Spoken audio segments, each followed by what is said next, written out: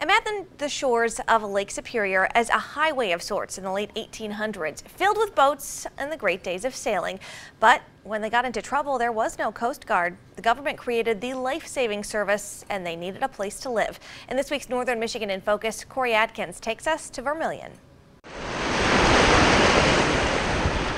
S.O.S is a distress call, and obviously the station is in dire need of some assistance. The Old Vermilion life-saving station, hidden on the shores of Lake Superior just west of Whitefish Point.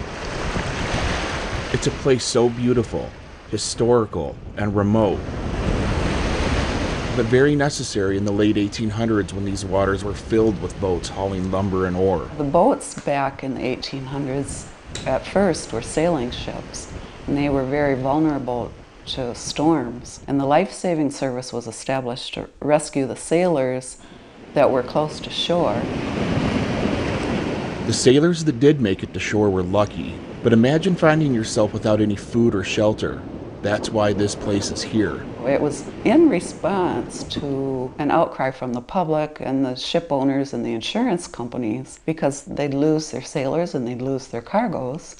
And the life-saving service was tasked not only to save lives, but also to save cargoes. There were 4 life-saving stations built along the shipwrecked coast. But as the ships got bigger, the revenue cutter service and the life-saving service merged and became the Coast Guard. Places like Vermilion were closed up and abandoned. It was no longer needed, so they abandoned it in '44, and in '47 they sold it to a private party, and the Coast Guard just walked away.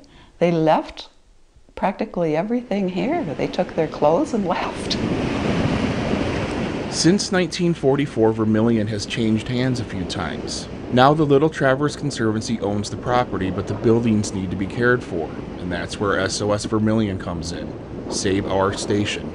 Right now, they're working on the building most in need of some love. This one was built in 1876. Our goal is to restore the station to the way it looked when it was first built in 1876. Right now, we need to raise between $50,000 and $60,000 to lift the station up, rebuild the floor and the walls, and construct a new foundation. Just think, being able to walk around one of the most beautiful and secluded places in Michigan, imagining what it was like here in 1876. And I hope they develop a respect that we can educate them to the point where they know about the sacrifices that the lifesavers made. For Northern Michigan in Focus, I'm Adkins.